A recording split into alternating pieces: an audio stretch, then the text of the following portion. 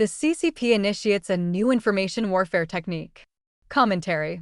Whether officially declared or not, the Chinese Communist Party has been conducting a non-kinetic war against the United States throughout the 21st century.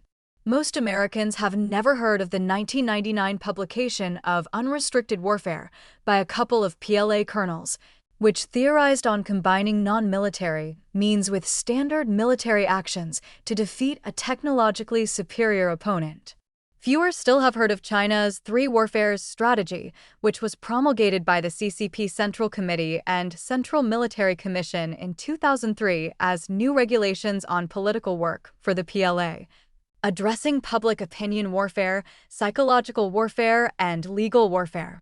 The three warfares aim to shape perceptions of friends and foes alike, deter adversaries, and support the CCP's strategic objectives without engaging in kinetic warfare. Unrestricted warfare has since become a veritable Chinese cottage industry. Political warfare, information warfare, hybrid warfare, cognitive warfare, public opinion warfare, legal warfare, etc.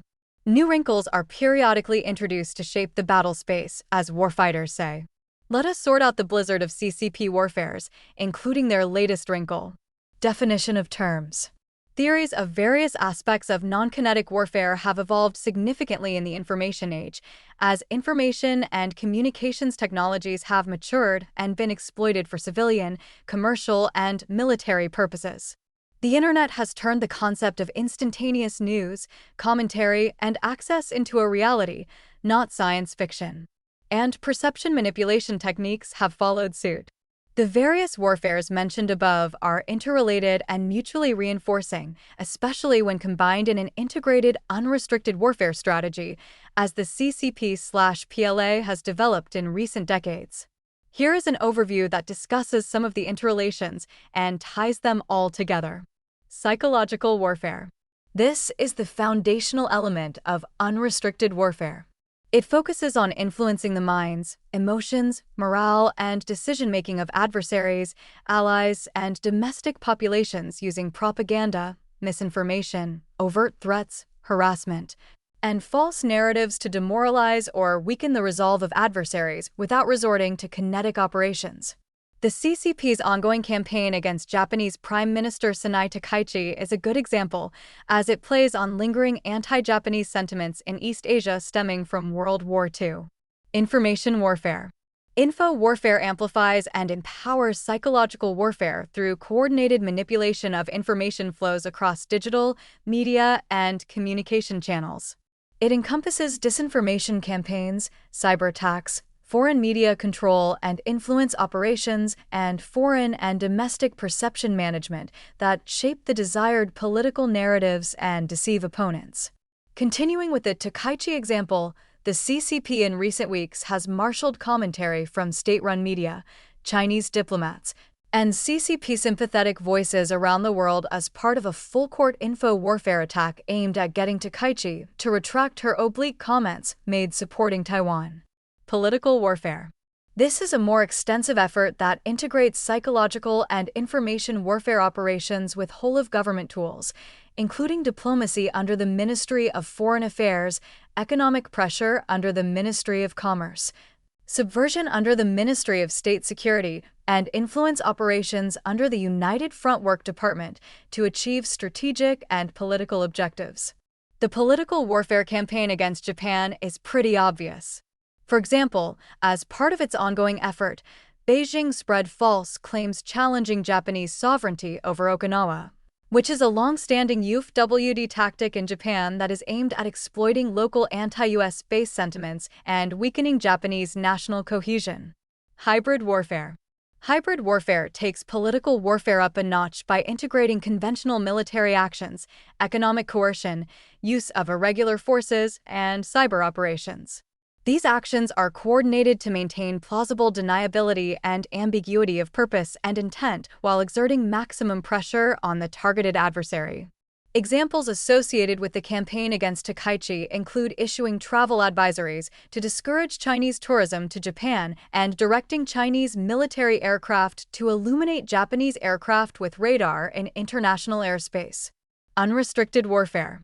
This is the top level of non-kinetic warfare, which advocates the use of any means, military, non-military, legal, economic, cultural, diplomatic, biological, or technological, to defeat a targeted opponent, while using kinetic operations only as a last resort. Chinese unrestricted warfare is a holistic, CCP-led strategy approach that instills a no-limits mindset into all the communist functionaries involved in whole-of-government actions.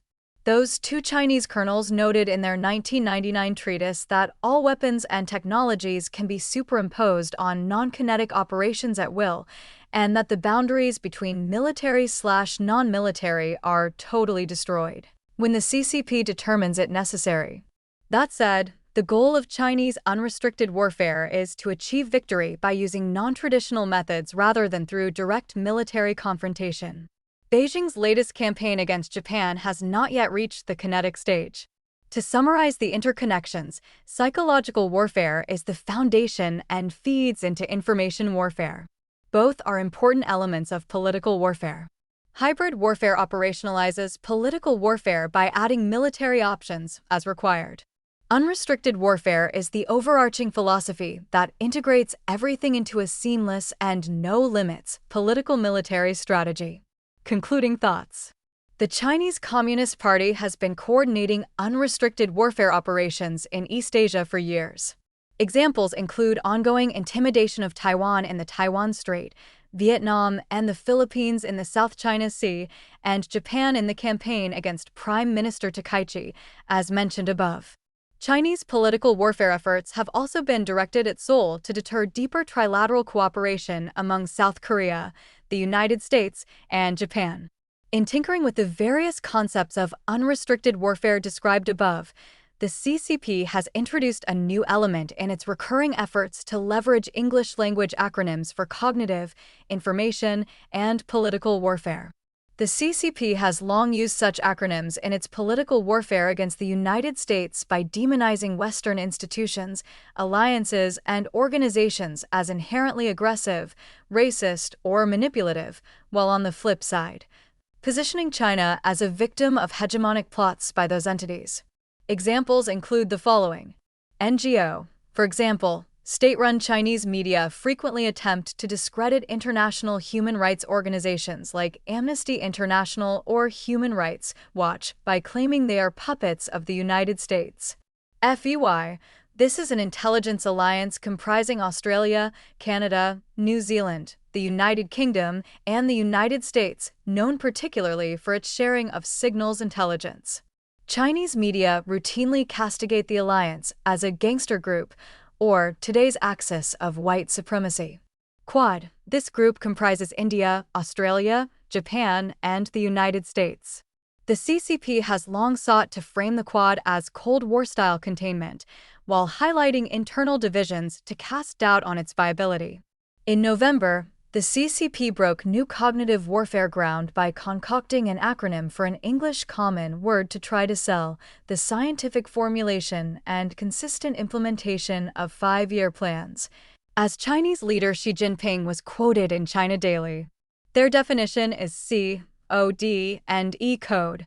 China watchers who have observed some of the terrible results of the arbitrariness of the CCP's 5-year plans since 1949 have other definitions that fit far better, including control of the people, total obedience to the party, destruction of freedom, and execution of enemies, coercion, oppression, deceit, and enslavement.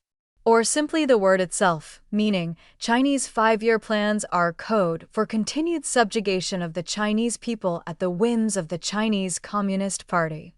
The CCP has a lot more tinkering to do on concocting effective English acronyms for political warfare purposes.